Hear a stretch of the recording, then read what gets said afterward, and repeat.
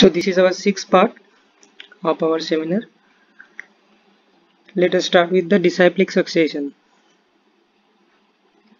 So Krishna is speaking in Bhagavad Gita about what is this disciplic succession. In Bhagavad Gita, 4th chapter, 1st verse, Sri Bhagavan Uvacha Imam vivashvate jogam pruktavanaham abhyayam vivashvan manave praha manoriksvaka bravit. The personality of Godhead, Lord Sri Krishna said, I instructed this imperishable science of yoga to the sun god Vivasvan, and Vivasvan instructed it to Manu, the father of the mankind, and Manu in turn instructed it to Ikshvaku. So the knowledge of Bhagavad Gita, which Krishna is speaking to Arjuna on the battlefield of Kurukshetra, Krishna already spoke this knowledge to the sun god Vivasvan about 12 crore years back. So that thing Krishna is telling to Arjuna, that I have already explained this knowledge to sun god Vivasvan, and then Vivasvan transfers this knowledge to his son Manu, and then from Manu to Ikshvaku. So in this way, the knowledge which is coming down from Krishna himself, it is going from one person to another person through the disciplic succession. Or guru passes this knowledge to the disciple, and then disciple, when he becomes guru, he passes the knowledge to his disciple. So like that, this is called guru parampara or the disciplic succession, and this is how the transcendental knowledge is coming down from Krishna. So there are four authentic bona fide Vaishnava Sampradayas. What are they? Brahma Sampradaya, Sri Sampradaya, Rudra Sampradaya, and Kumar Sampradaya. And Brahma, Lakshmi Devi, Rudra or Lord Shiva, and the four Kumaras, they are the prominent acharyas of these four Vaishnava Sampradaya.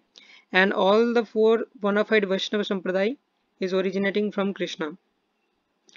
So they are actually great devotees: Brahma, Lakshmi Devi, Lord Shiva, and the four Kumaras, Sanak, Sanatan, Sananda, and Sanat Kumar, four sons of Brahma. So Krishna is giving the transcendental knowledge to these four personalities, and then they are passing on this knowledge, and the four bona fide Vaishnava Sampradaya, they exist. After Brahma in the line, there comes Narada, Vyasa, and then down the line another prominent acharya comes, whose name is Madhvacharya. In the Sri Sampradaya down the line comes Ramanujacharya. In the Rudra Sampradaya down the line comes Vishnu Swami, and in the Kumar Sampradaya it comes Nimbarkacharya. So they are, later on they become the prominent acharyas of these four Sampradaya, who actually is representing the Sampradaya philosophy very boldly. But there is something special in this Brahma Sampradaya. Lord Chaitanya Mahaprabhu, who is Krishna himself, he is coming down as the disciple of Ishwarapuri, who is from this Brahma Sampradaya. So because Lord Chaitanya Mahaprabhu is very magnanimous personality, Namo Mahavadanyaya Krishna Prema Pradayate Krishnaya Krishna Chaitanya Namne Gaurtishe Namaha. Therefore, in this Brahma Sampradaya, there is abundant mercy available. So, although all these four Vaishnava Sampradaya, they are bona fide to attain the knowledge, but this Brahma Sampradaya especially is very merciful. So, if someone wants to have rapid progress in this path of spiritual knowledge, then he should come to this Brahma Sampradaya, because Lord Chaitanya's mercy is flowing down the line. And our Srila Prabhupada is also coming in this Brahma Sampradaya, and the institution which is established by Srila Prabhupada, ISKCON, it is also coming under Brahma Sampradaya. So because Brahma and then Madhvacharya and then Chaitanya Mahaprabhu is coming in this line, that is why this Brahma Sampradaya is also known as Brahma Madhva Gaudiya Sampradaya, right? So these are the four bona fide Vaishnava Sampradaya, and we learned that this Brahma Sampradaya is special because Lord is again coming in this Sampradaya and giving special mercy. Now the question is, who can understand Krishna? Krishna himself answers this question in Bhagavad Gita, 18th chapter, Bhaktya mam abhijanati javanjasmi tattvata tato yam tattvato gyatva vishate tadanantaram. One can understand me as I am, as the Supreme Personality of Godhead, only by devotional service. And when one is in full consciousness of me by such devotion, he can enter into the kingdom of God. So who can understand Krishna? Only the devotees, only by devotional service.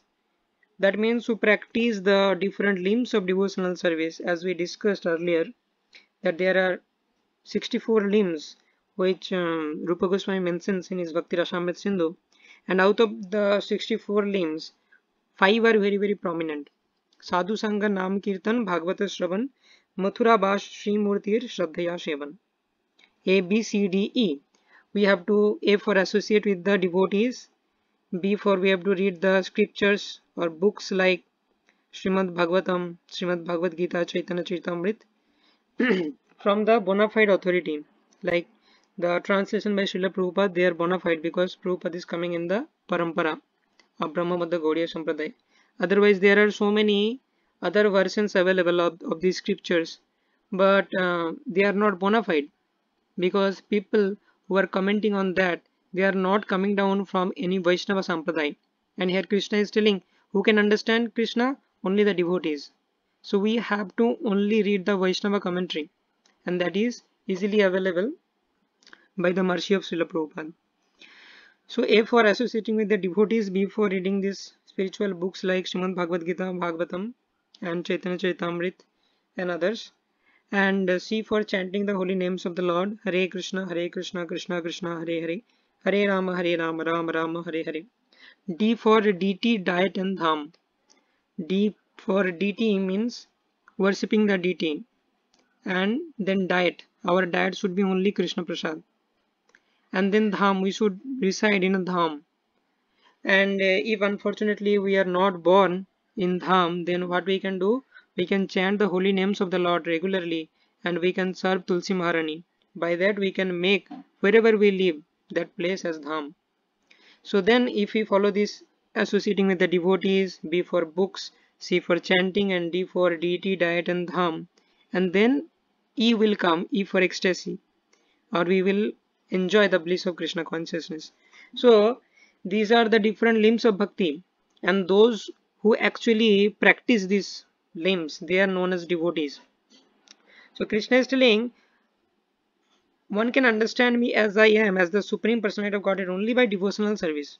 So if a person is actually practicing all these limbs of devotional service, then Krishna reveals himself to that person.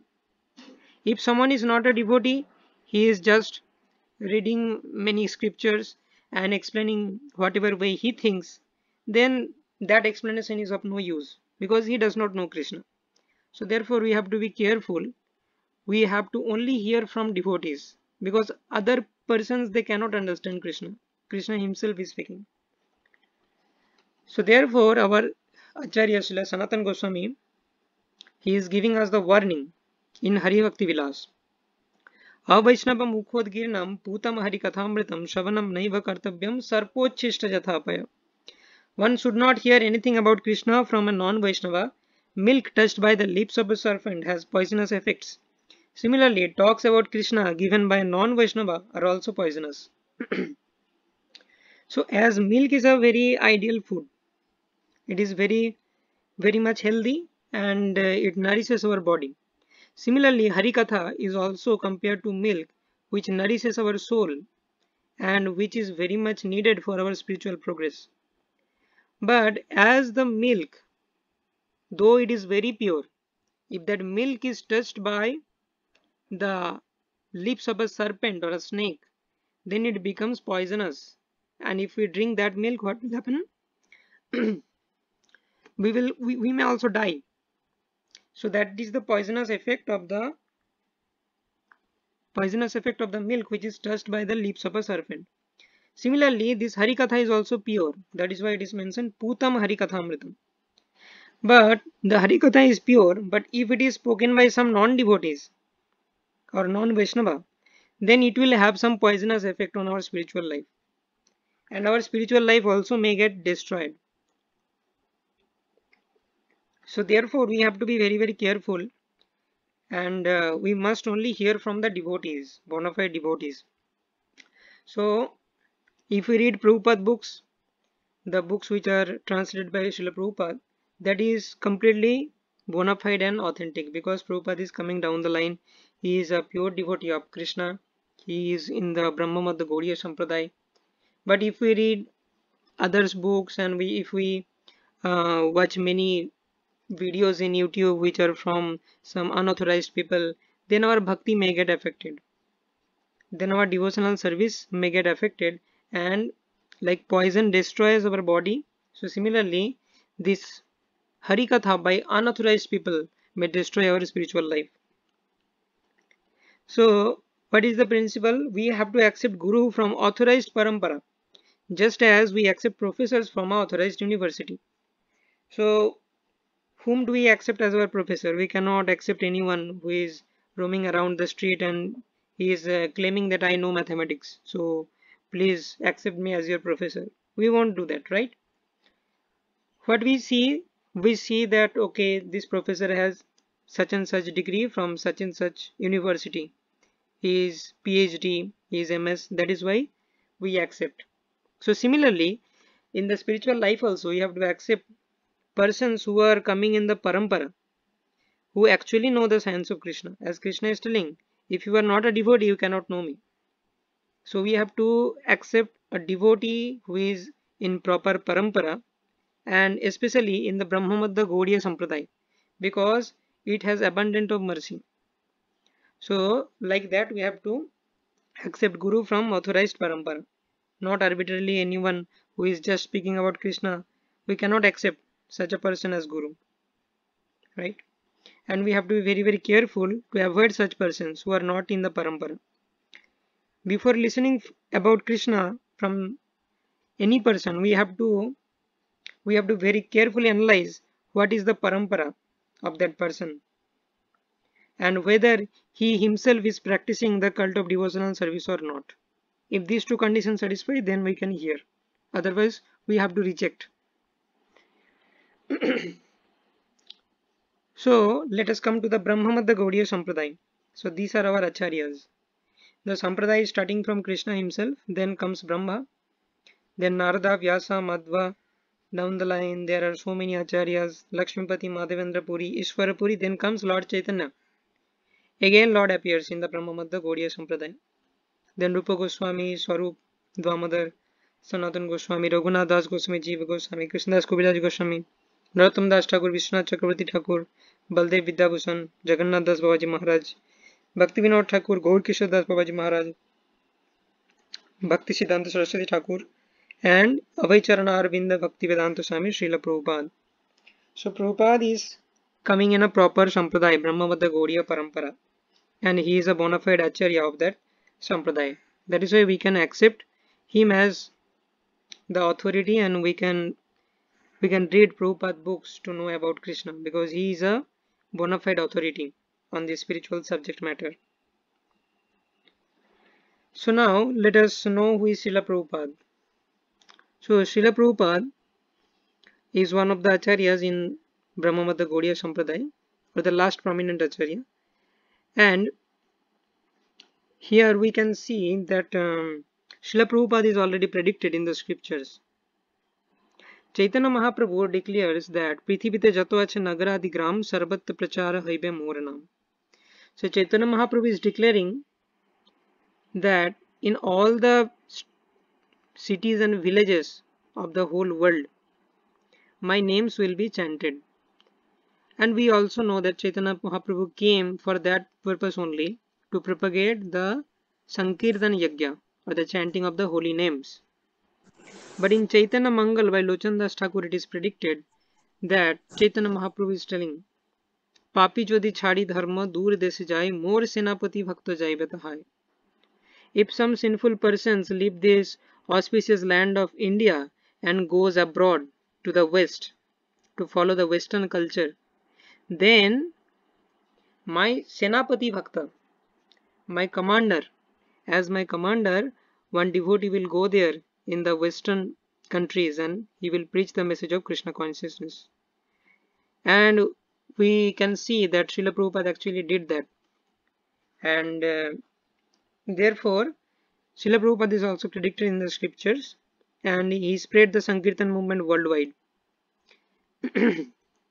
In the age of 69, Srila Prabhupada started for America, and long back, his spiritual master Srila Bhaktisiddhanta Saraswati Thakur instructed Srila Prabhupada that he should preach the message of Chaitanya Mahaprabhu in English to the Western people. So, after getting the instruction from his spiritual master Bhaktisiddhanta Saraswati Thakur, Srila Prabhupada prepared himself for about 40 years, and after that Srila Prabhupada started for America at the age of 69. Srila Prabhupada was going with a cargo ship, not even an ordinary luxurious ship, it was a cargo ship. Prabhupada had two heart attacks during the journey. Still, he was very much determined to follow the instruction of his spiritual master and spread the message of Chaitanya Mahaprabhu. He had firm faith in Krishna. In the initial 1 year, Srila Prabhupada did not have any good arrangements for food and shelter. He was struggling in the Western world. Everyone was eating meat, and the pure vegetarian food was very rare in that place. So it was a great struggle for Srila Prabhupada with two heart attacks. Prabhupada was working like anything. He was very determined, and with a very hard struggle of 1 year, Srila Prabhupada could establish International Society for Krishna Consciousness, or ISKCON, in New York in the year of 1966. Within 11 years, Srila Prabhupada left this planet on 1977. Within 11 years, Prabhupada established 108 temples around the globe. So this was the potency of a pure devotee of the Lord. Lord has showered his full mercy on Prabhupada, and the prophecy by Chaitanya Mahaprabhu came true that my Senapati Bhakta will go to the west and preach the message of Krishna consciousness. And thus Prabhupada gave us a very nice opportunity to practice this exalted Krishna consciousness in this fallen age of Kali Yuga. Prabhupada also gave us many Vaishnava literatures. Prabhupada established Bhaktivedanta Book Trust. Like ISKCON, it is also an institution which publishes the Gaudiya Vaishnava scriptures translated in many languages: English, Bengali, Hindi, then Arabic, Russian, and many languages. So this was the major contribution of Srila Prabhupada. It translated, he used to sleep for 2 hours in a day, and he translated whole night the Vaishnava literatures and gave us, so that we ourselves can read the scriptures and know the actual science.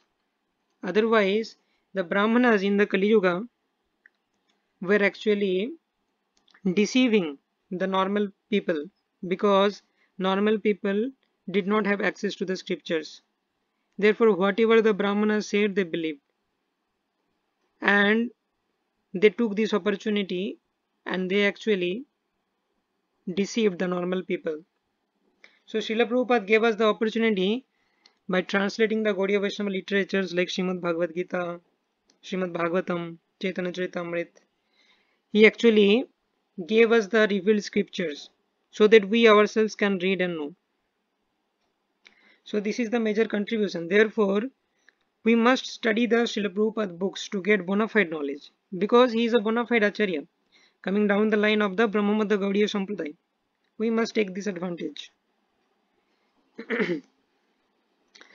Now there is a saying that Phalena Parichayate, or one is recognized by the result of his actions, right?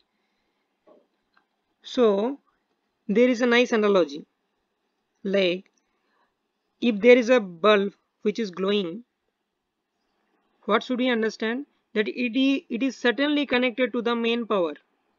If there was some kind of breakage of the link, then the bulb would not glow. If the bulb is glowing, then we can be sure that it is certainly connected to the main power source. Similarly, Srila Prabhupada, when he wrote this Bhagavad Gita as it is, and he as it is presented the message by Lord himself. Then what happened? He transformed millions of lives. He transformed millions of lives, and still ISKCON is growing with the teachings of Srila Prabhupada. So this indicates his authenticity and his transparent representation of the Vedic wisdom. So if the bulb is glowing, then we can be sure that it is connected to the main power source. Similarly, if getting the knowledge from Srila Prabhupada, millions of lives are transformed and many are becoming devotees, that means the potency is there in the message. And the message is coming down the parampara, which is unbroken. If the parampara was broken and Srila Prabhupada gave his own interpretations, then such a massive preaching could not happen. And it would not transform lives of many people. Just like there are many versions of Bhagavad Gita already available. But when Srila Prabhupada wrote Bhagavad Gita as it is, that actually made a revolution. Many people become devotees. With the previous version, nobody actually got any kind of... So some people got some flavor out of that. But nobody became devotees, bona fide devotees. Like Bhagavad Gita as it is, which is written by Srila Prabhupada. It had a massive effect. Only one Bhagavad Gita entered into the Russia, which is a communist country, in the time of Srila Prabhupada. And now there is 1 lakh devotees. So that is the potency. If the message of the Supreme Personality of Godhead is represented as it is. But if we represent our own interpretations, then that potency is lost. So as Srila Prabhupada, he transformed many lives, then it is authentic proof that the parampara chain is unbroken. So now we come to the different qualifications of a guru. In Chaitanya Chaitamrita it is mentioned, Kiva Vipro Kivanyasi Shudro Kenanoi, Jai Krishna Tattveta Sei Guru Hai. Whether one is a Brahmana or a Sannyasi or a Shudra, regardless of what he is, he can become the spiritual master if he knows the science of Krishna. So the caste is not a qualification for becoming a spiritual master. So in Krishna consciousness, there is no consideration of caste and creed. Anybody can become the devotee of Krishna. There is no such discrimination based on caste system. Anybody can become the spiritual master, but he must know the science of Krishna. In the Mundaka Upanishad it is stated, Tad Vijnanartham sa gurumeva vigachet samitpani shrotriyam brahmanishtam. To understand these things properly, one must humbly approach with firewood in hand spiritual master who is learned in the Vedas and firmly devoted to the absolute truth. So these are the qualifications of a guru. And the institution Srila Prabhupada established in which is ISKCON, inside that there is a governing body commission or GBC who takes care of all these scriptural qualifications. Within ISKCON, one can become a guru if he satisfied all these criteria. So that is also taken care, and ISKCON is also coming under the Brahmamanda Gaudiya Sampradaya. So it is in the parampara, and also all the qualifications are maintained by a group of devotees or GBC. So that is why this is a very concrete system which Srila Prabhupada established. There are some other qualifications which are mentioned by Srila Rupa Goswami in Nectar of Instruction. The first verse of Nectar of Instruction, Rupa Goswami is telling, Vacho Begam Manasa Krodho Begam, Jivha Begam Udar Upastha Begam, Etan Vegan Jo Vishaheta Dhira, Sarvam Apimam Prithivim Sasishat. A sober person who can tolerate the urge to speak, the mind's demands, the actions of anger, and the urges of the tongue, belly, and genitals is qualified to make disciples all over the world. So, in other sense, the guru must be sense controlled and he must be devoted to Krishna. He should not go after the sense gratification. So this is also one of the qualifications. So now, what is the qualification of a disciple? Krishna is telling in Bhagavad Gita, Tadviddhi pranipatena pariprashnena sevaya upadekshanti te jnanam jnaninas tattvadarshina. Just try to learn the truth by approaching a spiritual master. Inquire from him submissively and render service unto him. The self-realized souls can impart knowledge unto you because they have seen the truth. So there are three qualifications Krishna is telling, that we have to inquire submissively. First thing is pranipatena. We have to surrender to Krishna submissively. And then inquire. Pariprashnena. We have to inquire about spiritual subject matter. Who am I? Who is God? How can we approach God? What is my duty in human form of life? So all these spiritual questions we must ask. And render service unto him. Sevaya. So all these three things are the qualifications of a disciple.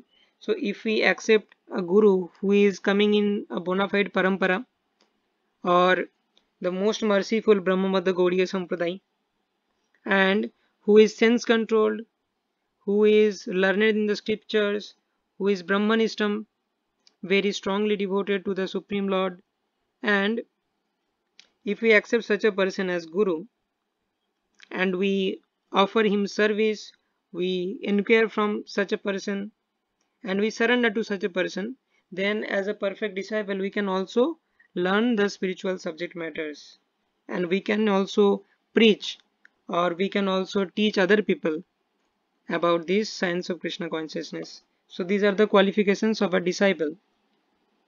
Now there is a checkpoint of sadhu, guru and shastra.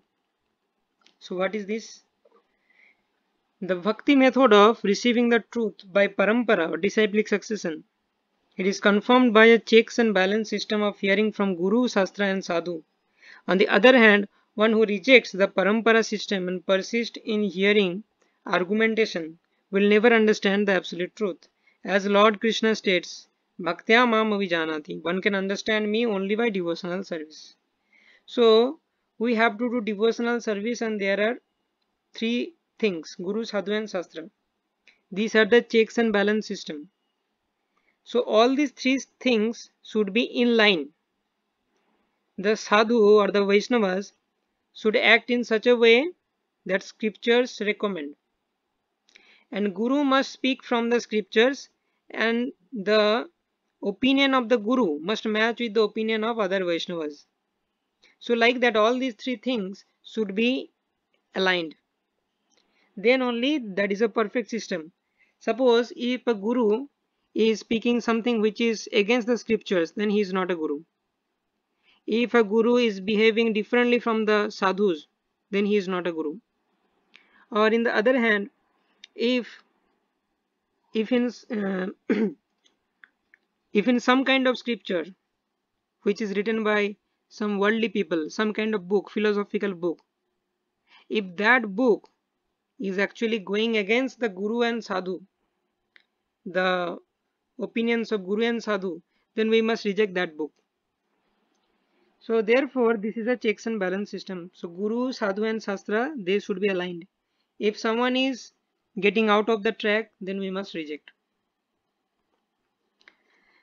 So here in the Bhakti Rasamrita Sindhu, another verse is coming. Shruti Smriti Puranadi Pancharatva Vidhim Bina Aikantike Harir Bhakti Utpate Eva Kalpate. Devotional service of the Lord that ignores the authorized Vedic literatures like Upanishads, Puranas and Narad Pancharatra is simply an unnecessary disturbance in a society. So some people may think, okay, we have to serve Lord, so I can serve in my own way. There are so many ways, so whatever good I think, I will serve the Supreme Lord in that way. But here it is mentioned that our devotional service must be supported by the Vedic literatures, Upanishads, Puranas and Narad Pancharatra. And if we are rejecting the Vedic literatures and we are acting whimsically according to our own mind, then what will happen? That is not devotional service, but that is unnecessary disturbance in the society. So we will not get the benefit of devotional service, and it may also be harmful for us, and we may go away from the Supreme Lord. So therefore the practice of devotional service must be supported by the authentic scriptures like Upanishads, Puranas and Narad Pancharatra. So now how can we understand Krishna? So in the Shetasvatara Upanishad it is mentioned, Yasya deve para bhakti yatha deve tatha guru tasyaite kathita hi artha prakashante mahatmana. One who has unflinching devotion for the Supreme Lord and is directed by the spiritual master in whom he has similar unflinching faith can see the Supreme Personality of Godhead by revelation. So therefore, we have to be faithful to both Guru and Krishna. If we are only faithful to Krishna and we reject Guru, then we cannot approach Krishna. Because Guru is the way by which we can reach Krishna. Guru takes us from this material world and connects with Krishna. So therefore we must be devoted to both Guru and Krishna. One cannot understand Krishna by mental speculation. For one who does not take personal training under the guidance of a bona fide spiritual master, it is impossible to even begin to understand Krishna. So without the mercy of Guru, you cannot understand Krishna. Vishwanath Chakravarti Thakur also tells in Gurvashtakam, Jasya prasadad bhagavat prasado jasya prasadanna gati kutopi. By the mercy of Guru, we can get the mercy of Krishna. The word tu is specifically used here to indicate that no other process can be used, can be recommended or can be successful in understanding Krishna. So no other use, no other process can be successful except you have to be trained under the guidance of a bona fide spiritual master. Bona fide means who is coming in the parampara, like Srila Prabhupada. So this is the only way by which we can understand Krishna. So now it ends the topic of disciplic succession or Guru Shishya Parampara. We understand the significance of accepting a bona fide Guru, and we should not hear from persons who are non-Vaishnava, who themselves do not practice the devotional service, who are not coming in the Parampara, right? So this is the conclusion. Now let us begin the topic, the science of deities. Like in the temples we see the deities of Radha Krishna and Gaur Nitai and many. So these deities, some people think that they are merely stones. So what is the point in worshipping the deities, right? So let us begin that topic. The transcendental form of Krishna. In the Brahma Samhita it is mentioned, Ishvara Parama Krishna Satchidananda Vigraha Anadiradir Govinda Sarva Karana Karanam.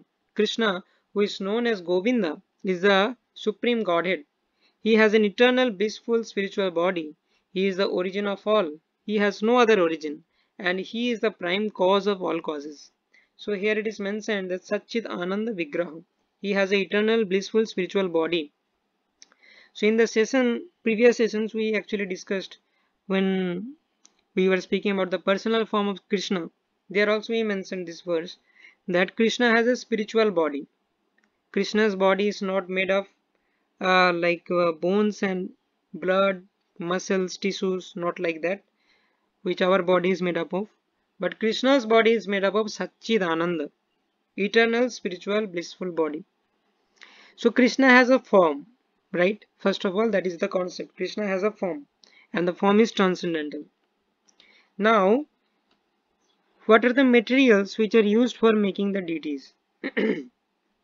So Krishna is telling himself in the 11th canto that with what materials you can construct the deity form of the Lord. Saili darumayi lavhi lepya lekhya cha saikati manomayi manimayi pratima ashtavidha smrita. The deity form of the Lord is said to appear in 8 varieties: stone, wood, metal, earth, paint, sand, the mind or the jewels. So these are the 8 materials by which we can construct the deity form of the Lord, and Lord is recommending these 8 materials. That means if you construct the deity with these 8 materials, then that is bona fide and according to the revealed scriptures. So what are the different elements? Stone, like marble deities we see in the temple. Wood, like Lord Jagannath, wood is used to construct the deity of Jagannath. Metal, there are many things like brass deities there, and sometimes silver, gold also we see. Earth means like clay. Deities can be also made of clay. And then paint, we can paint the picture of Radha and Krishna and we can worship, or the laminations, we can take photograph and then laminate that picture also, we can worship, that is also bona fide. Deity can be also made up of sand. It can be also constructed within our mind. If someone is not able to purchase deities or make deities out of all these elements, then he can construct or he can meditate within his mind on the deity form of the Lord, and Lord also accepts such mental offerings. So there was a Brahmana who actually did that. There is a story that once one Brahmana, he was very poor and he did not have any kind of wealth to have deities and worship. So what he did, he, after taking bath, he used to meditate, and within his mind he used to construct the deity and he used to worship. So one day, he, inside his mind only, he was preparing sweet rice and he was offering that sweet rice to the Lord. And before offering, he was checking the temperature, and when he dipped his finger into the sweet rice, actually it was very hot and he could sense that in reality. He was thinking in mind, but the heat of the sweet rice was felt by him in reality. So that is the indication by the Supreme Lord that I also accept such mental offerings. And deity can be also made up of jewels, like different kinds of emerald, and there are many jewels available, topaz and all. So all these materials can be used for making the deities. Lord himself is recommending. Now, what is so special in the deity form of the Lord? Lord is all powerful and all pervading and unlimited. Therefore, he can also assume the deity form. So we know that the Supreme Lord is all powerful and all pervading. In the Brahma Samhita, a verse is there. Ekopyaso rachaitum jagadanda kotim jachaktirasti jagadanda chayadantaha andantarastha paramanu chayantarastham govindamadi purusham tamaham bhajami. Lord is inside every atom and in the interatomic spaces also. So therefore Lord is everywhere and he is all powerful, he is unlimited. Therefore he can also assume the deity form. If we say that Lord cannot assume the deity form, then we are restricting the Supreme Lord, isn't it? But Lord is unlimited, so he can be also there in the deities, right? So why he comes as deity? He comes as deity so that we can offer direct services and we get purified. So in the spiritual world, the inhabitants, they get the direct association of Krishna and they can serve the Supreme Lord. But in this material world, mercifully, Lord comes in the deity form so that we can offer direct services, like we can bathe the deity, we can offer foodstuffs to the deity, we can worship the deity, we can dress the deity. So all these personal services we can offer to the Lord. Therefore, he is coming out of his mercy as deity form. And by doing all these services, we get purified. So there is a beautiful analogy that why Lord is coming in the form of a deity. Lord is everywhere. So electromagnetic waves are also everywhere. Still we require cell phone to transfer the message or speak over the cell phone. But electromagnetic waves are everywhere, so we can speak and it can be immediately transferred to the another part of the world. But that does not happen, right? We require a arrangement or a mechanism, a cell phone, to utilize that electromagnetic waves. And another analogy can be given, water vapor is also everywhere. Still we require glass of water to quench our thirst. So if we are thirsty, but the water vapor is everywhere, but we cannot just drink the water vapor from the air. We need a glass of water. So there is a requirement of some arrangement. Similarly, Lord is also all pervading. He is everywhere, inside every atom. But we cannot access Lord everywhere. Therefore, out of his mercy, Lord is coming as deity form so that we can access and we can offer different services. So this is the logic and the science behind the deity worship. So now there is also one thing, that deity and idol. Idol is normally that if we make some shape out of some material that is considered to be idol. Like this is an idol in the right hand side. But DT is something different. Therefore, the terms are different. DT and idol. DT is something different. What is the difference? In the DT, Pran Pratishtha is done. So, Pran Pratishtha is a procedure where Lord is invited by a pure devotee. So, like here we see that Prabhupada is a pure devotee, and in most of the temples of ISKCON, Prabhupada has invited the Supreme Lord to come inside the deities. So this is a bona fide process. Lord is all powerful, and when the Lord is invited by a pure devotee, so by the request of a pure devotee, Lord descends in the DT as the DT form inside that material.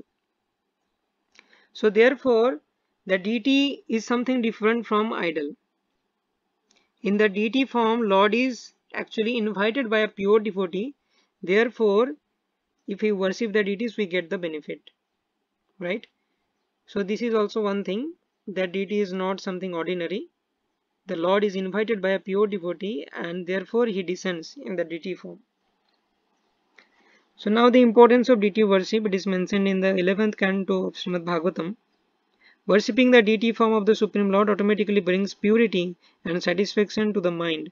Thus it is the source of all desirable gains. If a person has no engagement in deity service, he will simply remain attracted to the material sense gratification, and he will have no hope for giving up bad association. The personality of Godhead has given instruction among the regulations of the Sattva scriptures on the process of worshipping him as the bona fide deity. Brahma, Shiva, Narada, Vyasa and all other sages have recommended this process described by the Lord as the most perfectly beneficial for all the occupational classes and spiritual orders of human society, including even the women and the Sudras. Srimad Bhagavatam 11.27. So here in the Vaishnava philosophy, anyone can worship the deities if that person is a Vaishnava.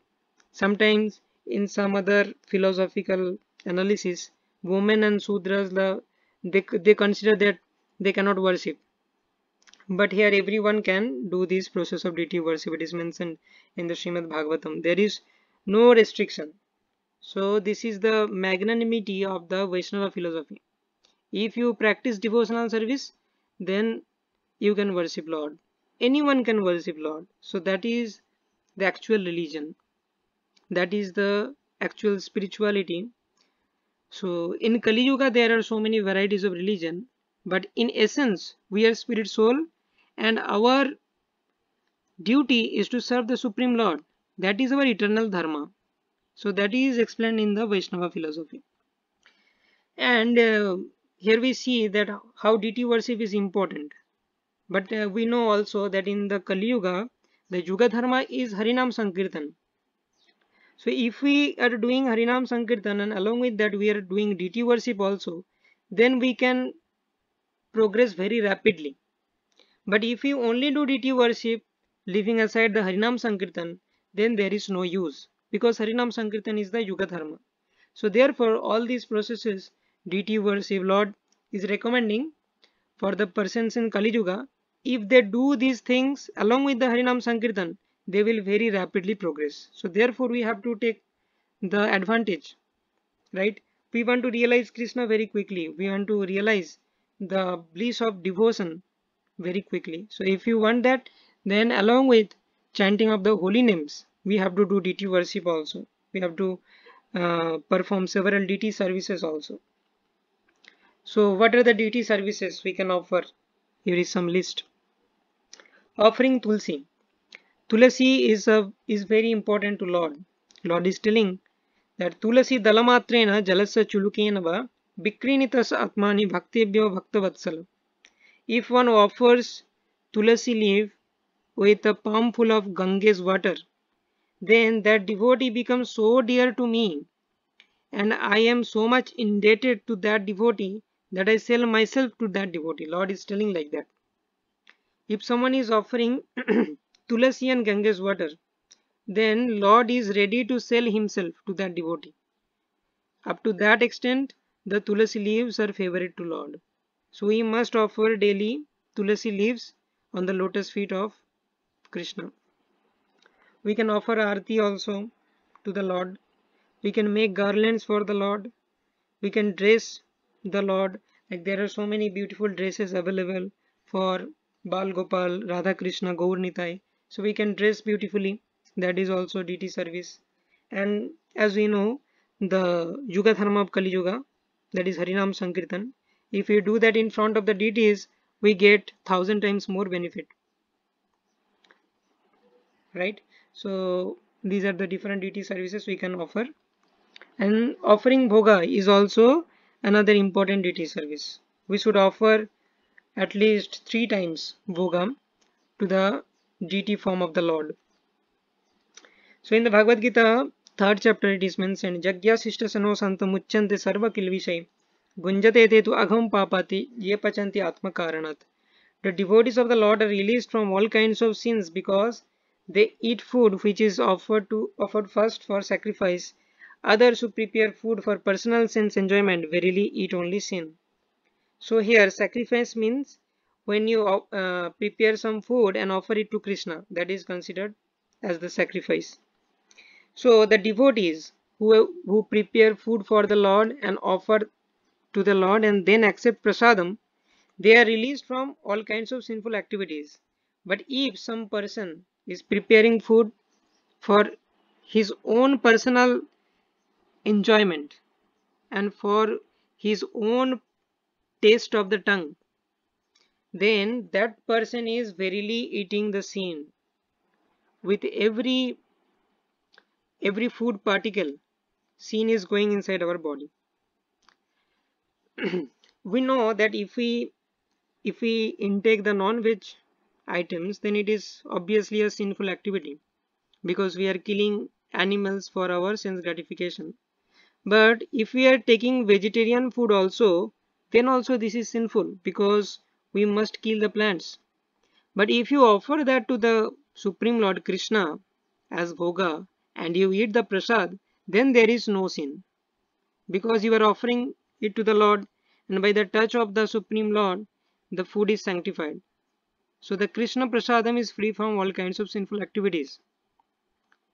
And if you do not do that, then the sins enter into our body. So now what we can offer it to the Lord? This is mentioned in the 9th chapter of Bhagavad Gita. Patram pushpam phalam toyam jo me bhaktya prajachati tadaham bhakti aparitam asnami prajatatmanah. If one offers me with love and devotion a leaf, a flower, a fruit or water, I will accept it. So these 4 things we can offer: leaf, flower, fruit or water. So leaf means all vegetarian food we can offer, all fruits we can offer, and in the toyam or water category the milk products also come. So we can offer pure vegetarian food to Krishna. And we must also put tulasi leaves over every item before offering it to the Supreme Lord. Why is it so? Because tulasi leaves are very dear to Krishna, therefore he accepts our offerings. So we are not so pure that Krishna will accept our offerings, but if we put tulasi leaves on the top of our bhoga, then Krishna will certainly accept because tulasi leaves are very dear to Krishna. So that is the thing. Therefore we must put tulasi leaves before offering to Krishna. So now how Krishna accepts our offerings? Sometimes devotees say that okay, we offer the bhoga to the Supreme Lord, but when we take it out and we accept the prasad, we see not even a single grain is dislocated. So how can we understand that Krishna has actually accepted our offerings? So here is the explanation from Brahma Samhita. अंगानि यस्य सकलेन्द्रिय वृत्तिमन्ति पश्चान्ति पान्ति कलयन्ति चिरं जगन्ति आनंद चिन्मय सदुज्ज्वल विग्रहस्य गोविन्दमादि पुरुषं तमहं भजामि. I worship Govinda, the primeval Lord, whose transcendental form is full of bliss, truth, substantiality, and is thus full of the most dazzling splendor. Each of the limbs of that transcendental figure possesses in himself the full-fledged functions of all other organs, and eternally sees, maintains, and manifests the infinite universes, both spiritual and mundane. So here it is mentioned, Angani yasya sakalendriya vrittimanti. So here is a difference between our senses and the senses of the Supreme Lord. About our senses, we have eyes, ears, nose, tongue and skin, but all has different kinds of functions. We can see through our eyes, we can hear through our ears, we can smell through our nose, but we cannot see through our nose, right? We cannot hear through our eyes. So that is for us. But it is something different for the Supreme Lord. Angani jasa sakalendriya vrittimanti. That means every organ of the Supreme Lord can do the function of all other organs. So that is the speciality of Krishna. So with eye only, Krishna can do everything. With eye only, he can see, he can hear, he can smell, and every other thing. With nose also, Krishna can do everything. So this is the characteristics of the Supreme Personality of Godhead. Every organ can do the functionality of all other organs. So now, if that is the fact, then if Krishna can create the entire universe just by glancing, can't he accept our offerings with his transcendental glance? So this is the point. How Krishna created this universe? As Mahavishnu or Karanodakashayi Vishnu, when Mahavishnu glances on the material nature, he impregnates the material nature and the creation process is started. And then he expands as Garbhodakashayi Vishnu, enter into each of the universes, and then again he expands as Kshirodakashayi Vishnu, and everything is done. So by glancing on the material universe, Krishna can create. So if he can create the whole material universe just by glancing, can't he accept our offerings with his transcendental glance? So that is the fact, that when Krishna puts his glance on the bhoga which we offer, he can accept through the glance, and therefore we receive prasad. And there are some pure devotees also. For them, the deity form of Krishna has actually eaten from their own hand. But we are not so exalted, but we can be sure that just by the glance, Krishna can accept our offerings. So, therefore, we should have faith that yeah, Krishna has accepted, because he can accept by glancing also. Even if there is not even a single particle dislocated, Krishna can accept. Right? So this is the explanation from the Brahma Samhita, that Krishna can accept our offerings through his glance. Now, we will discuss some of the reciprocation by the deities which prove that this deity form of Krishna is not merely made up of some material things. This is Lord himself. So Krishna is telling in Bhagavad Gita 4.11, Jai yatha mam prapadyante tam tathaiva bhajamyaham mama vartmanu vartante manushya partha sarvasa. As all surrender unto me, I reward them accordingly. Everyone follows my path in all respects, O son of Pritha. So according to the degree of our surrender, Lord reciprocates with us. So now we will discuss some of the pastimes of these deities with some exalted pure devotees, because their degree of surrender is very high. That is why Lord reciprocates and Lord is showing them different kinds of pastimes. So we will discuss them in brief. So let us discuss some of the pastimes of Lord Jagannath in Puri. So there was one old lady in the name of Landi Mata. So she used to think Lord Jagannath as her own son, and out of affectionate love for Jagannath, she used to make neem paste every day, and she used to offer it to Lord Jagannath. One day the pujari stopped her and told that what you are offering, and then when the pujari saw that this was neem paste, then he rejected that offering, that why you were offering this degraded substance neem paste to Lord. Actually the affection of Landi Mata was that Lord should eat something bitter, otherwise he may have stomach problems. So therefore Landi Mata used to offer the neem paste to the Lord, but this pujari rejected, and Landi Mata was very much morose that I could not offer this neem paste to them. And in the night, Jagannath came in the dream of Landi Mata and told that today my stomach is paining because I have not received the neem paste from you. And Lord Jagannath also appeared in the dream of the Pujari and told and very heavily chastised the Pujari that why you have rejected the offering from my pure devotee, Landi Mata. Go and search for that lady. I immediately want that neem paste to be offered to me. So then the Pujari woke up and he searched for Landi Mata, and then he found, and then this lady was also very much pleased because Lord actually wanted to taste his offering because she was offering with such pure love. So this is one of the pastime, and there is another pastime with Jaidev Goswami. Jaidev Goswami composed the Geet Govind, which is a very beautiful song in the glorification of Lord. So Jaidev Goswami and his wife Padmavati, Jaidev Goswami used to write this Geet Govind. So one day he was thinking to write one stanza, and the meaning of that stanza was that Lord keeps the lotus feet of Srimati Radharani on his head. But then Jaidev Goswami thought that how people will take this. People know that okay, Krishna is the Supreme Personality of Godhead. But if I write that Krishna is keeping the lotus feet of Srimati Radharani on his head, then people may not tolerate this. So therefore, he took some time and he went to take bath. And he told Padmavati then that I will return soon and I will take prasad. So after some time, Jaidev Goswami returned with a garland and he was dancing. And when he returned, he wrote the sloka and then he told Padmavati that I am very very hungry. I went to take bath, but immediately that stanza came into my mind. That is why I came back and I completed. Now give me prasadam and then I will go for taking bath because I am very very hungry. So then Padmavati served him prasad, and after that Jaidev Goswami left for taking bath, and then Padmavati was taking prasadam.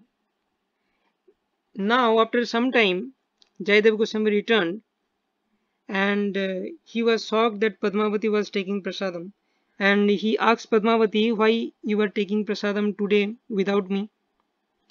And then Padmavati told that some time ago you came and you took prasad, you completed the verse, and then I am taking prasadam. What is the problem? And how did you forget this within a short period of time? Then Jaidev Goswami told, I am just coming after taking bath. I have not come earlier. Then they understood that actually Lord Jagannath came in the form of Jaidev Goswami as uh, Jaidev Goswami himself, and he actually completed the Sanskrit verse, which Jaidev Goswami was very much hesitated to write.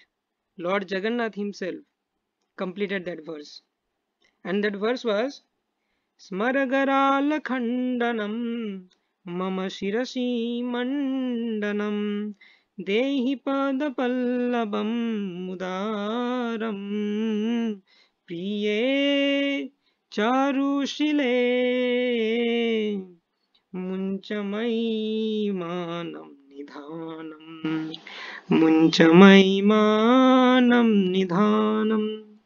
So this verse, the meaning of this verse is that I as Krishna, I worship the lotus feet of Srimati Radharani and I keep them on my head. So Jaidev Goswami, when he saw that the verse is completed and Lord Jagannath himself came in disguise and completed the verse, he was feeling ecstatic. And then Padmavati was also very very happy because he himself, because Padmavati, she was serving and Jagannath himself ate the prasad and Padmavati was taking the Mahaprasad. So both of them were very happy and Jagannath enacted such a beautiful pastime with Jaidev Goswami and Padmavati. One time Ramanujacharya came into Jagannath Puri and the pujaris in Jagannath Puri, they used to serve Jagannath in an intimate way. There is not much scriptural rules and regulations in the worship. So when Ramanujacharya, the prominent acharya from the Sri Sampradaya, when he came to Jagannath Puri, he wanted to start some scriptural procedure for deity worship. And then the king of Puri, he also announced that okay, Ramanujacharya is a very great acharya, and from tomorrow morning we will start according to the proper scriptural injunctions in whatever way Ramanujacharya prescribed. But in the meantime, while Ramanujacharya was asleep in the night, Jagannath came into his dream, and Jagannath heavily chastised that who are you to instruct my pure devotees how to worship me? I am very much pleased with their worship. You don't need to implement any kind of scriptural rules and regulations here in the province of Jagannath Puri. And then Ramanujacharya, when in the morning he found himself in Kurmakshetra in South India. So Lord invited Garuda and took Ramanujacharya, and Lord transferred Ramanujacharya from Jagannath Puri to Kurmakshetra. So this was the past time. Jagannath was very very pleased with the worship going on in Jagannath Puri in the intimate mood. Now there was one Brahmana in the name of Arjuna Mishra, who is also famously known as Gita Panda, because he used to always sing the verses from Bhagavad Gita, and he has very much faith on the Supreme Lord. But he was very very poor, and he also had two children, and his wife was very angry with Arjun Mishra because he always worshipped the Supreme Lord, always reads Bhagavad Gita, but here they are starving for days. So then his wife opened the Bhagavad Gita and found one verse in the 9th chapter 22nd verse, Ananyas chintayanto mam jejana paryupashate tesham nitya vijuktanam yogakshemam bahamyam. Here the Lord is telling that those who are very deeply devoted to me, I carry whatever they lack and I preserve whatever they have. So then the wife of Arjun Mishra, she actually striked off this verse because she thought that this is wrong. My husband is such a pure devotee, but Lord is not helping. So that means all other verses may be true, but this verse is not true. So therefore she striked off that verse from Bhagavad Gita. Sometimes later, Arjuna Mishra was out of the home. He went for madhukari or begging, and two boys, one is in black complexion and one in white complexion, they carried rice, dal and all essential commodities which are needed for cooking, and they delivered all these items to the wife of Arjun Mishra, and she was very very happy that all these ingredients came, and then she asked about what are their identity, and then the boys replied that we are servants of your husband Arjun Mishra, and therefore we have collected all these ingredients and we are offering it to you. So then the wife of Arjuna Mishra, she actually told that you also take prasadam with us, I will cook and you also take prasad. Then the boys replied, we could have taken prasadam, but our tongue is cut, that is why we cannot take. And telling this, they left. When Arjuna Mishra returned, then his wife told that two boys came here, one with black complexion and one in white complexion, and they gave us all the necessary ingredients for cooking. And do you have any disciples? They were telling that we are servants of Arjun Mishra. Then Arjun Mishra told them, no, I don't have any disciple. And then gradually he understood that those two boys were none other than Jagannath and Balaram himself. And they came here and offered the ingredients, because in Bhagavad Gita Krishna promised that I will provide whatever my devotee is lacking. And then they understood that why the two boys were telling that their tongue is cut, because Bhagavad Gita was spoken by Lord himself. So when the wife of Arjun Mishra stroke of the verse from the Bhagavad Gita, it actually cut the tongue of Supreme Lord himself. Although the Supreme Lord has Sachidananda body and there can be no cut, still for the sake of pastime and reciprocation, Lord enacted this beautiful pastime. There are so many other pastimes available in about Lord Jagannath, but we have discussed briefly some of the pastimes here. Mayapur, in Mayapur, Navadvip, ISKCON Mayapur, there is a Ugra Nrsimha deity, and this Nrsimhadev also has many pastimes. Like there was a little girl who was very devoted to Lord Nrsimhadev, and when she was playing, unfortunately he fell from height, and after that there was some brain hemorrhage in her brain. So she was admitted to the hospital, and then the MRI report showed very critical condition, and the doctors told that yeah, her condition is very critical and we cannot do anything. Then her parents informed this thing to the Pujari of Nrsimhadev in Mayapur, and after a special puja offered for the quick cure of this little girl, the next day everything was clear in the MRI report, and the doctors were shocked that how this miracle can happen. And then they realized that this is something divine and it was not possible. So here is also we can see that if someone is devoted to the Supreme Lord is giving protection to his devotees. And one time, because this deity of Ugra Narasimha is very ferocious, it is not like any other deity. So this is the deity when Lord is just coming out of the pillar to kill Hiranyakashipu and to save Prahlad. So in that moment, this deity is symbolizing that moment. So that is why this is very fearsome. So the pujaris during worship, they were very fearful to worship this deity. And one day, one pujari at around 2 o'clock in the night, the pujari actually felt some kind of pressure on his shoulders, and when the pujari opened his eyes, he could see Nrsimhadev.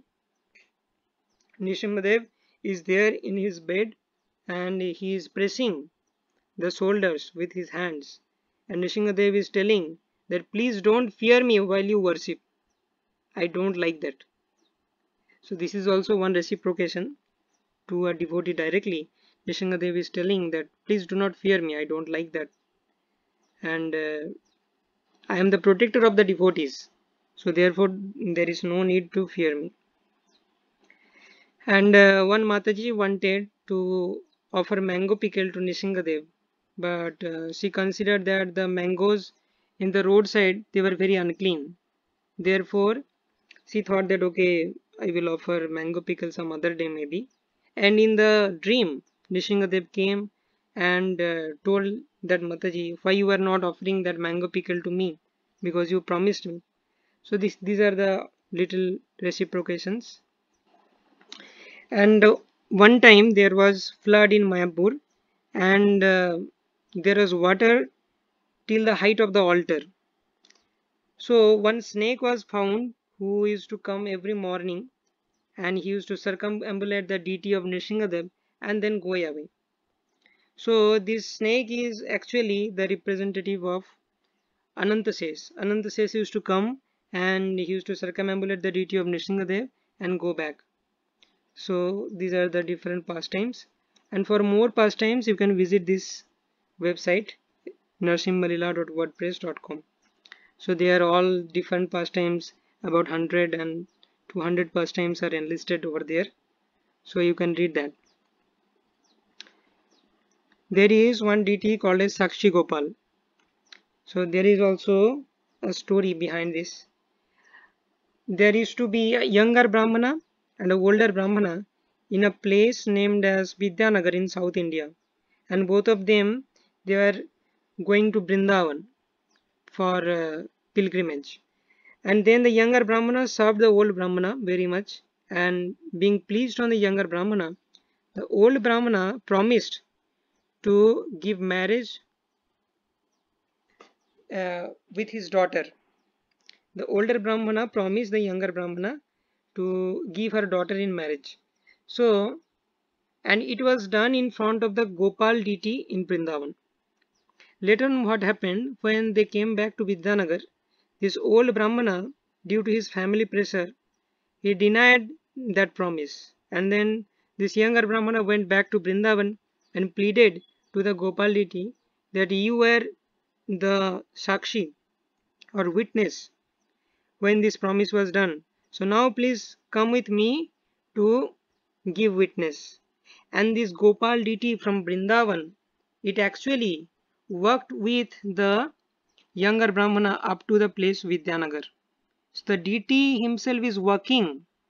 So this is a very big example that the deity form is not merely some stone. It is Krishna himself. So if we have that much pure devotion, the deity will reciprocate. And still we can take darshan of this Sakshi Gopal deity who came from Vrindavan, working himself.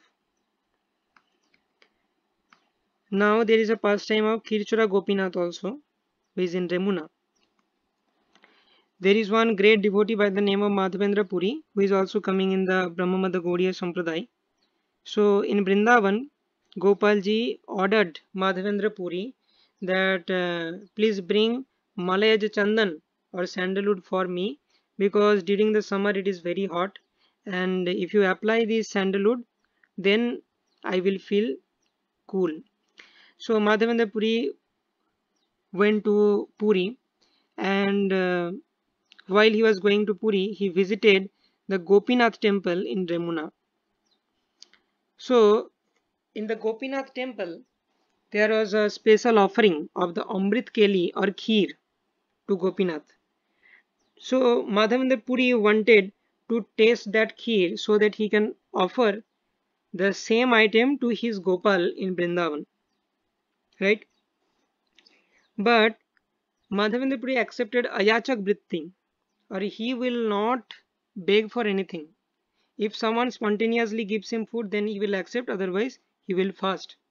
So therefore he thought that if I can taste, if the pujari gives me one pot of the kheer, then I can taste and I can make the similar preparation for Gopal. But after this thought, he was very embarrassed, because he wanted to taste something which is not tasted by the Supreme Lord, which was not offered to the Supreme Lord. And he felt himself very fallen, and he quitted that place, and he went in seclusion, and he was chanting the holy names of the Lord, and he was crying in repentance. So now in the dream of the pujari, in that night, Gopinathji appeared, and Gopinathji told that I have stolen one pot of kheer for Madhavendra Puri that is kept behind me in the altar. Please come and take that pot and give it to Madhavendra Puri. Then the pujari woke up in the middle of the night. He took bath and he opened the altar, and he found that kheer behind the deity of Gopinathji, and he took that kheer and searched for Madhavendra Puri and offered it to Madhavendra Puri. And then Madhavendra Puri was also very happy. The Lord himself has stolen the pot of kheer for him. And from that day onwards, Gopinathji is known as Kheer Chora Gopinath. Chora means one who steals, and kheer means that Amrit Keli or the special milk made product. So from that day onwards, Gopinathji is named as Kheer Chora Gopinath, who stole kheer for his beloved devotee Madhavendra Puri. In the Tota Gopinath also there is a story that here Lord is in the sitting posture. So why is it so? The pujari was Gadadhar Pandit, and Gadadhar Pandit was a pure devotee, and when Gadadhar Pandit became old, he could not offer arati and he could not offer the garlands in the standing position. So there was difficulty in rendering service to the Supreme Lord. Then the Lord actually made himself sit so that it becomes easy for Gadadhar Pandit to serve him. So in all places you will see Krishna is standing with his flute, but in this special case, Tota Gopinath, Krishna actually sat. Krishna sat down so that Gadadhar Pandit can easily render services to the Lord. So this we can also see if we go to Puri and Tota Gopinath, we can see that Lord is there in sitting posture. Lord was in standing posture, but that day onwards, when Gadadhar Pandit was feeling difficulty to render service, Lord sat down, and that is there till now. If you see, you can watch also. And the speciality of this deity is Chaitanya Mahaprabhu ended his earthly pastimes by entering into the body of Tota Gopinath Ji. So by entering into the body of Tota Gopinath, Chaitanya Mahaprabhu went back to his eternal abode. And there is one last pastimes in our today's presentation, that is of Lord Varadaraj from Kanchipuram. So in the place called as Kanchipuram in South India, Lord Varadaraj is there, who is another form of Krishna. And his pujari was Kanchipurna, who was a pure devotee. And he was such a pure devotee that Lord used to speak with Kanchipurna. And people around that place, everybody knew that Kanchipurna can speak with the Lord. Therefore, they used to come with all their problems to Kanchipurna, and they used to ask for solutions from the Supreme Lord himself. And this is how people got their solutions. One day, Ramanujacharya came there and accepted Kanchipurna as his spiritual master, and he started serving Kanchipurna. So then Ramanujacharya also came to know that Kanchipurna can talk with the Varadaraj. So now Ramanujacharya told him that, can you ask Supreme Lord that when I will go back to Godhead, when I will go back to his eternal abode? When Kanchipurna asked this question to Lord Varadaraj, Varadaraj replied that, oh, Ramanujacharya, he is a very dear devotee to me. He will come back after this lifetime only. So hearing this, Kanchipurna was also very pleased, and Ramanujacharya was very pleased that I will go back to the Supreme Lord after this life only. Then after some days, Kanchipurna thought that, let me ask also this question to Varadaraj. Although he was quite confident that if Ramanujacharya, being my disciple, can go back to Godhead in this life, I will also go back. But when he asked this question to Lord Varadaraj, Varadaraj replied that actually it will take many lifetimes for you to come back to me.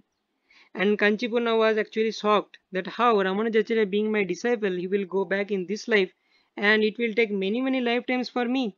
Then he asked Lord that I am serving you with so much faith and devotion, and you are also talking with me, then why I will not go back in this life?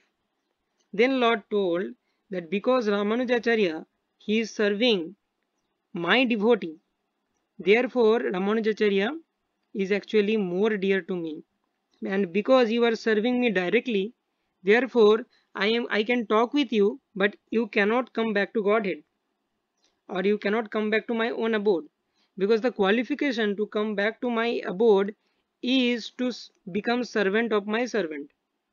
So here the conclusion we can see in Adi Puran, Lord Krishna is also telling to Arjuna, ye me bhakta jana partha name bhaktascha te jana mad bhaktanam cha je bhaktas te me bhakta tamomata. Those who are my direct devotees are actually not my devotees, but those who are devotees of my servant are factually my devotees. So here we can see that Lord is more pleased if we become servant of the servant. If we serve the devotees, Lord becomes very happy. So like Srila Prabhupada is a pure devotee of the Supreme Lord, and if we serve his instructions, then we can be also very dear to the Supreme Lord. So that is the conclusion. So now all these reciprocations and pastimes we saw, then what is the qualification required so that we can also experience these pastimes? This is mentioned in Brahma Samhita. Premanjanachurita bhakti vilochanena santa sadaiva hridayeshu vilokayanti yam shama sundaramachinta gunaswarupam govindamadi purusham tamaham bhajami. I worship Govinda, the primeval Lord, who is Shamsundar, Krishna himself, with inconceivable innumerable attributes, whom the pure devotees see in their heart of hearts with the eye of devotion tinged with the self of love. So this is the qualification. We have to have the eye of devotion. Premanjana churita bhakti vilochanena. If our eye is tinged with devotion and love for Krishna, then Krishna will reciprocate with us. And how can we develop that love for Krishna? By executing the process of devotional service under a pure devotee of the Lord. Like if we keep on chanting, if we keep on studying the scriptures like Srimad Bhagavad Gita, Bhagavatam, Chaitanya Charitamrita, under the guidance of Srila Prabhupada, if we associate with the devotees, and if we offer deity services, if we only take Krishna Prasad, in this way we can also develop that love for Krishna, and Krishna will also reciprocate with us. So we can see that those who have deities, personal deities, and they serve the Supreme Lord, although they may not be some exalted devotee, they also feel some kinds of reciprocation by the Supreme Lord. Those who have served the deities for maybe 2 years or 3 years, they report that they have also seen some of the reciprocations by the Supreme Lord. So Lord will definitely reciprocate with us, and he will also manifest the pastimes if we sincerely follow the path of devotional service under a bona fide spiritual master. So that is the conclusion of this seminar. So thank you very much for attending the whole seminar. I have tried to give you a glimpse of the Krishna conscious philosophy, and if you want to know further, you can keep in touch, and then we can go on. Hare Krishna, Krishna Krishna, Hare Hare, Hare Rama, Rama Rama, Hare Hare. Thank you very much. Hare Krishna.